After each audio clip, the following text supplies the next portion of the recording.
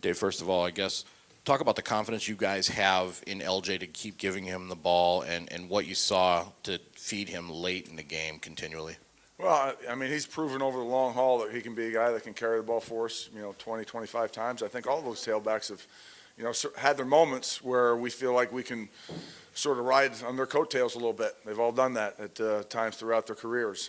But LJ, we feel like we want to try and get him going today, and obviously he had the big play on fourth down. It was blocked really, really well. But it's just a feeling over years that LJ's a guy. When it comes down to that, we feel like we can hand the ball to him.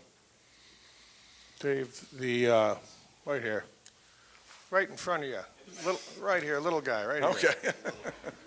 Getting old, my eyes are going bad. The touchdown run by Brian, that was a designed run, correct? Correct. But that wasn't designed for 61 yards. That's a 5-10-yard play, right? They're all designed for, big touchdown runs, but they don't always work that way. I mean, were you surprised he had that kind of speed? No. He's shown the ability to do that. And I think probably the surprising thing is when he got out in the open there that he was able to maintain his distance away from the DBs that are trying to track him down. So he showed speed right there, which is great. So I think that adds a little bit of added dimension to our offense when he's able to do those things, obviously. Seriously, you're happy to get 10 yards on that play, aren't you?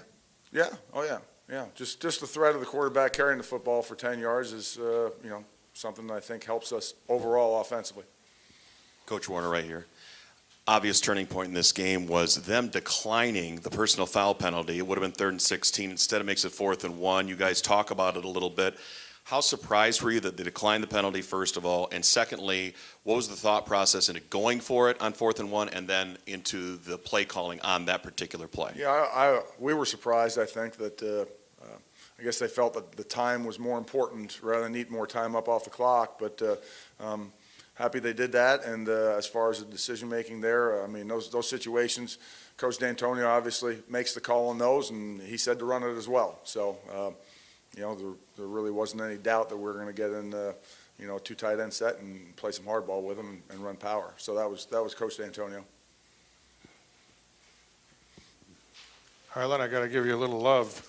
You had a lot of tough days last year. It's only 2 games, but defense has not allowed a touchdown in 2 games. How pleasing is this for you? Oh, it's pleasing.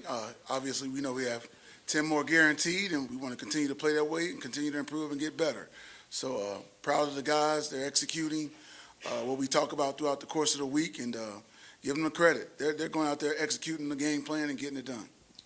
Harlan, with the pressure in particular, what I guess in particular has improved on this year as far as the pass rush compared to last year? Well, we made some tweaks and some things that we do. I'll let you guys try to figure that out, what they are, as you watch the film. But we tweaked some things up, and it's made us better.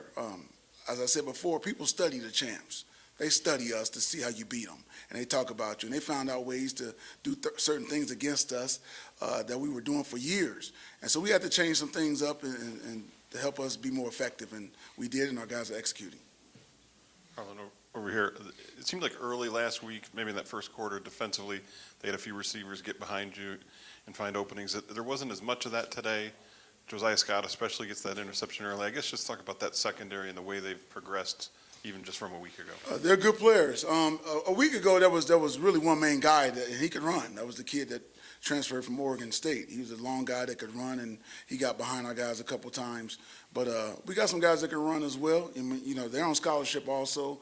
But our guys realized that. They understood that there were some technique things that we could clean up, and we did that this past week, and I think it showed today.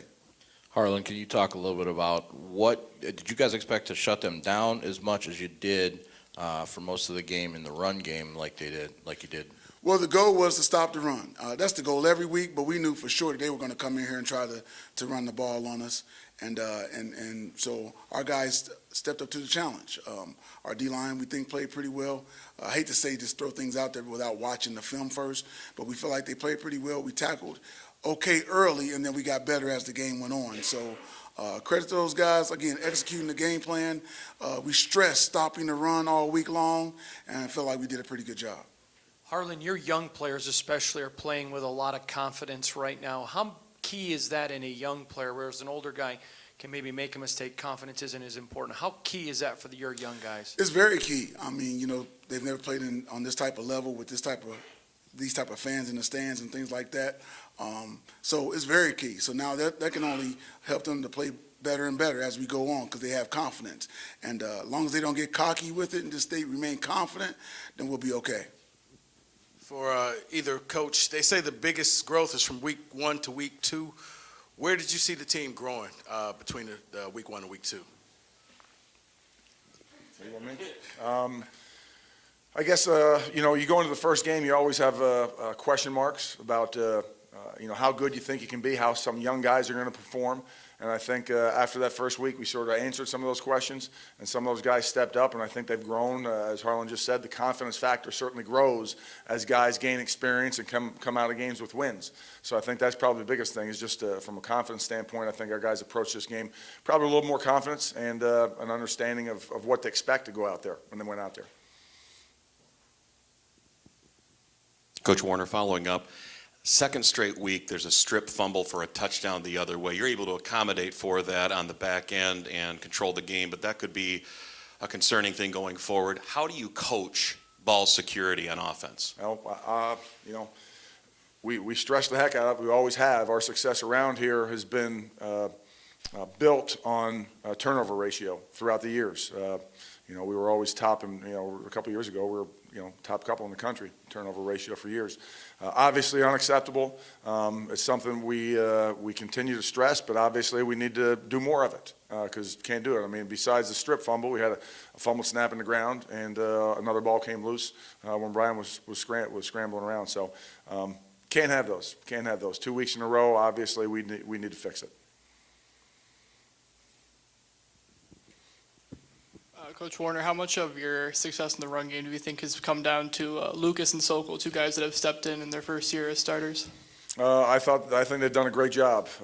Not sure how many plays Colin was in there, but he's done a good job. We've had fullbacks around here for years that get 25, 30 plays a game, and that's about it, and they perform very well. But Colin has stepped into that role, as has Matt Sokol, and has performed very well. And that's key. Those fullbacks are key to what we do in the run game. Wondering how familiar you guys were with Darius Phillips in recruiting. He seems like a guy who could play anywhere, and what his story was, what he was as a high school prospect that allowed him to get to Western. As familiar as you were. I mean, he probably came to camp or something like that, but for me to get up here and say, hey, we knew about that guy, because that guy can play. He's a good player. He's a good player. I mean, some people develop a little bit later. We might have had guys, we have to go back and look at that. Did we already have guys committed or what? I mean, he is at Western, and so, a lot of people overlooked him. But the young man is a good football player from what I've seen today. Okay, thank you.